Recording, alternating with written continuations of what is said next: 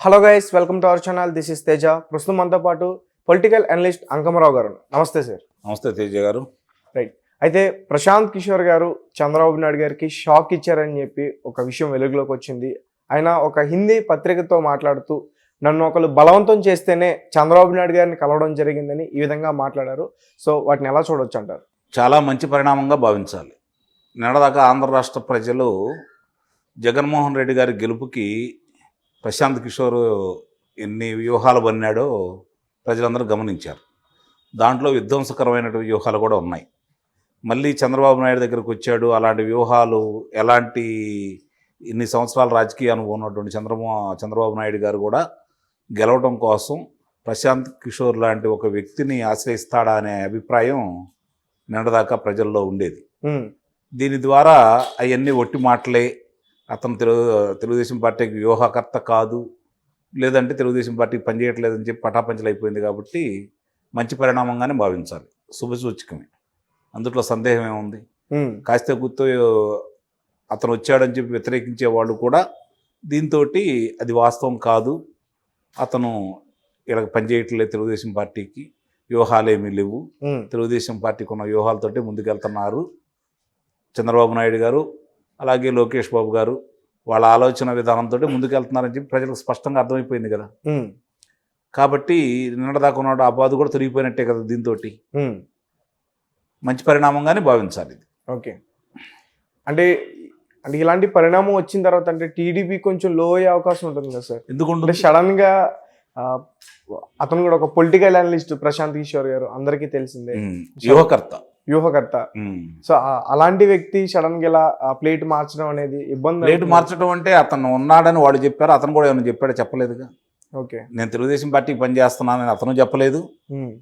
జగన్మోహన్ రెడ్డి గారి లాగా బహిరంగ సభ ఏర్పాటు చేసి ఇతను పనిచేస్తున్నాడని చెప్పి తెలుగుదేశం పార్టీ వాళ్ళు కూడా చెప్పలేదు కదా.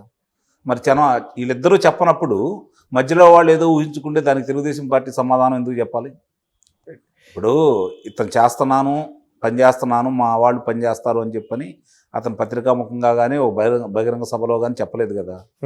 అలాగే తెలుగుదేశం పార్టీ వాళ్ళు కూడా బహిరంగ సభ ఏర్పాటు చేసేసి మా వల్ల కాలేదు, ఇతను వల్ల వస్తున్నాడు, మీకు తెలుగుదేశం పార్టీ శ్రేణులకి చూసుకోండి అని చెప్పని సభావేదికగా పరిచయం చేయలేదుగా.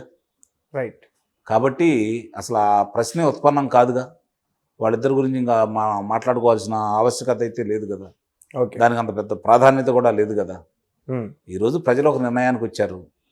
ఎవరు ఆంధ్ర రాష్ట్రాల్లో మళ్ళీ తిరిగి ప్రశాంతమైన వాతావరణాన్ని, ప్రజల సుఖశాంతులతో ఉండే విధంగాను, అలాగే రాష్ట్రాన్ని ఆర్థికంగా ముందుకు తీసుకెళ్లే విధంగా ఎవరు ముందుకెళ్తారో, ఎవరు కావాలని ప్రజలు ఒక నిర్ణయానికి వచ్చున్నారు. ఆ ప్రజల అభిష్టాన్ని గుర్తించే పవన్ కళ్యాణ్ గారు కూడా చంద్రబాబు నాయుడు గారి దగ్గరికి వచ్చాడు. కాబట్టి వాళ్ళిద్దరూ మైత్రి బంధంతో ముందుకెళ్తా ఉన్నారు. దాన్ని ఇప్పుడు ఆయన చెప్పింది తెలుగుదేశం పార్టీ వాళ్ళు వెళ్ళమని ఇంకోటి చెప్పారని చెప్పలేదు కదా. ఇలా మైత్రి బంధాన్ని విడగొట్టడానికి వేరే వాళ్ళు కూడా ప్రయోగించి ఉండొచ్చుగా. కాబట్టి ఇప్పుడు దానికి కూడా పటాపంచలు అయిపోయింది కదా. కాబట్టి ఇక్కడ జరుగుతున్న పరిణామాలన్నీ ఆంధ్ర రాష్ట్రానికి శుభసూచకంగానే భావించాలి. ఎలాంటి విధ్వంసాలు, ఎలాంటి హత్యలు, ఎలాంటి హత్య రాజకీయాలు లేకుండానే ఎన్నికలు జరగబోతున్నాయి అని చెప్పి మనం భావించాలి సార్. అలాగే పవన్ కళ్యాణ్ గారు, అలాగే చంద్రబాబు నాయుడు గారు పొత్తులతో ఈసారి పోటీ చేయబోతున్నారు. ఇప్పటి వరకు కూడా ఎవరెవరు ఎక్కడి నుంచి పోటీ చేస్తున్నారు, ఎవరెవరికి ఎన్ని సీట్లు కేటాయింపు, జనసేనకి ఎన్ని సీట్లు అనేది ఇంకా బయటకు రాలేదు.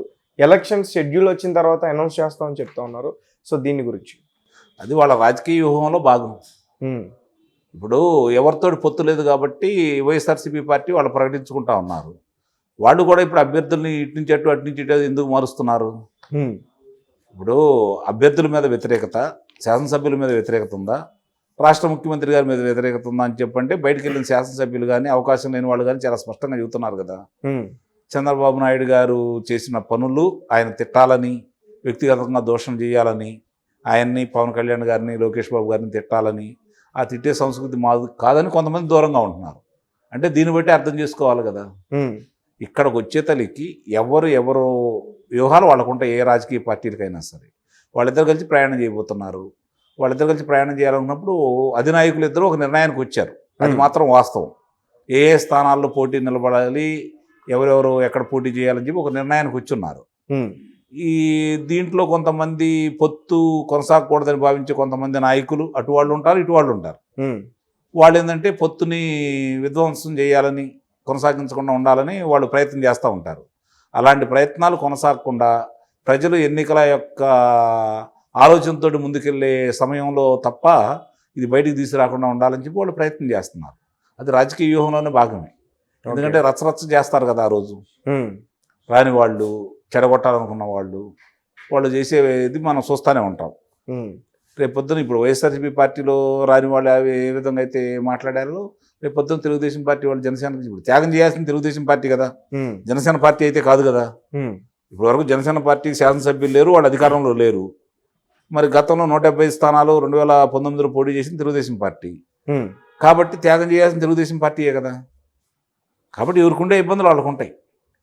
అది దృష్టిలో పెట్టుకొని ఎన్నికల నోటిఫికేషన్ వచ్చిన తర్వాత నామినేషన్లు ఎప్పుడైతే వేయాలనుకుంటారో దానికి కొన్ని రోజుల ముందు ప్రకటిస్తారని చెప్పి అయితే నేను భావిస్తున్నాను. అంటే సీట్లు కొన్ని రోజుల ముందు ప్రకటిస్తారంటారా?